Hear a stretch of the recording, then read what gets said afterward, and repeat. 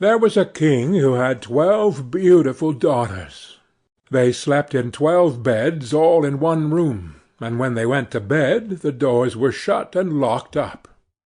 But every morning their shoes were found to be quite worn through, as if they had been danced in all night, and yet nobody could find out how it happened, or where they had been.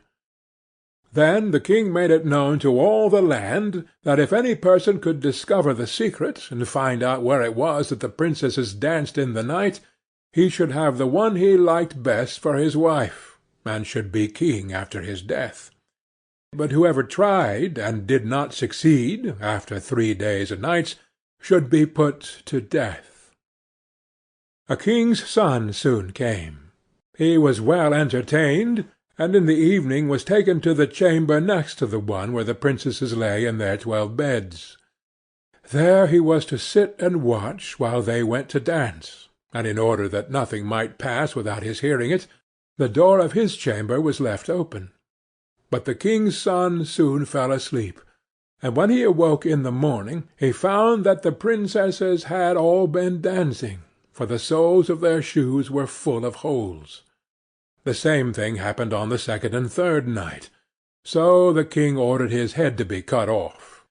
After him came several others, but they had all the same luck, and all lost their lives in the same manner. Now it chanced that an old soldier, who had been wounded in battle and could fight no longer, passed through the country where this king reigned, and as he was travelling through a wood, he met an old woman who asked him where he was going. "I hardly know where I am going, and what I had better do," said the soldier, "but I think I should like very well to find out where it is that the princesses dance, and then in time I might be a king." "Well," said the old dame, "that is no very hard task. Only take care not to drink any of the wine which one of the princesses will bring to you in the evening, and as soon as she leaves you, pretend to be fast asleep." Then she gave him a cloak, and said, "As soon as you put that on you will become invisible, and you will then be able to follow the princesses wherever they go." When the soldier heard all this good counsel, he determined to try his luck. So he went to the king, and said he was willing to undertake the task. He was as well received as the others had been, and the king ordered fine royal robes to be given him, and when the evening came he was led to the outer chamber. Just as he was going to lie down, the eldest of the princesses brought him a cup of wine, but the soldier threw it away secretly, taking care not to drink a drop. Then he laid himself down on his bed, and in a little while began to snore very loud, as if he was fast asleep. When the 12 princesses heard this, they laughed heartily, and the eldest said, "This fellow too might have done a wiser thing than lose his life in this way." Then they rose up, and opened their drawers and boxes, and took out all their fine clothes, and dressed themselves at the glass, and skipped about as if they were eager to begin dancing. But the youngest said, "I don't know how it is, while you are so happy, I feel very uneasy. I am sure some mischance will befall us." "You simpleton," said the eldest, "you are always afraid. Have you forgotten how many kings' sons have already watched in vain? And as for this soldier, even if I had not given him his sleeping draught, he would have slept soundly enough." When they were all ready, they went and looked at the soldier. But he snored on, and did not stir hand or foot, so they thought they were quite safe, and the eldest went up to her own bed, and clapped her hands, and the bed sank into the floor, and a trap-door flew open. The soldier saw them going down through the trap-door one after another, the eldest leading the way, and thinking he had no time to lose, he jumped up, put on the cloak which the old woman had given him, and followed them. But in the middle of the stairs he trod on the gown of the youngest princess, and she cried out to her sisters, "All is not right! Some one took hold of my gown." "You silly creature," said the eldest, "it is nothing but a nail in the wall." Then down they all went, and at the bottom they found themselves in a most delightful grove of trees, and the leaves were all of silver, and glittered and sparkled beautifully. The soldier wished to take away some token of the place, so he broke off a little branch, and there came a loud noise from the tree. Then the youngest daughter said again, "I am sure all is not right. Did you not hear that noise? That never happened before." But the eldest said, "It is only our princess who are shouting for joy at our approach." Then they came to another grove of trees, where all the leaves were gold, and afterwards to a third, where the leaves were all glittering diamonds. And the soldier broke a branch from each, and every time there was a loud noise, which made the youngest sister tremble with fear. But the eldest still said it was only the princes who were crying for joy.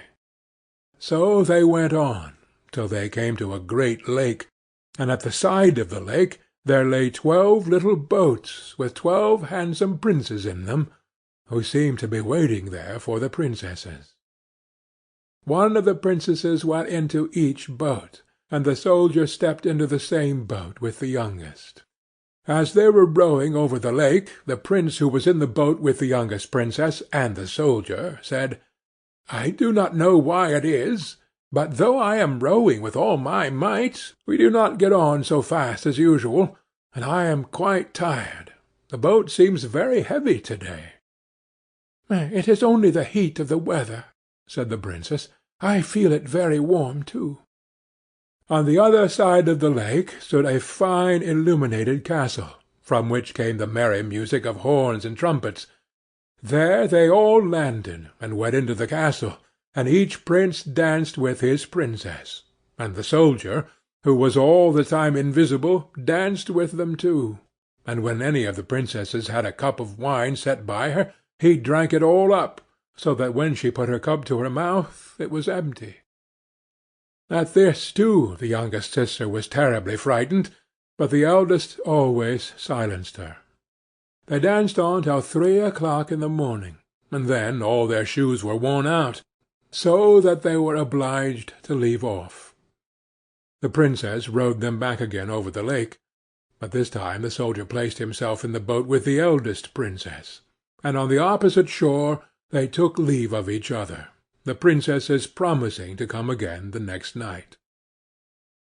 When they came to the stairs, the soldier ran on before the princesses, and laid himself down, and as the 12 sisters slowly came up very much tired, they heard him snoring in his bed, so they said, "Now all is quite safe."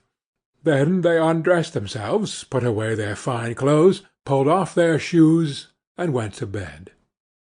In the morning the soldier said nothing about what had happened, but determined to see more of this strange adventure, and went again the second and third night, and everything happened just as before. The princesses danced each time till their shoes were worn to pieces, and then returned home. However, on the third night the soldier carried away one of the golden cups as a token of where he had been. As soon as the time came when he was to declare the secret, he was taken before the king with the 3 branches and the golden cup, and the 12 princesses stood listening behind the door to hear what he would say. And when the king asked him, "Where do my 12 daughters dance at night?" he answered, "With 12 princes in a castle underground."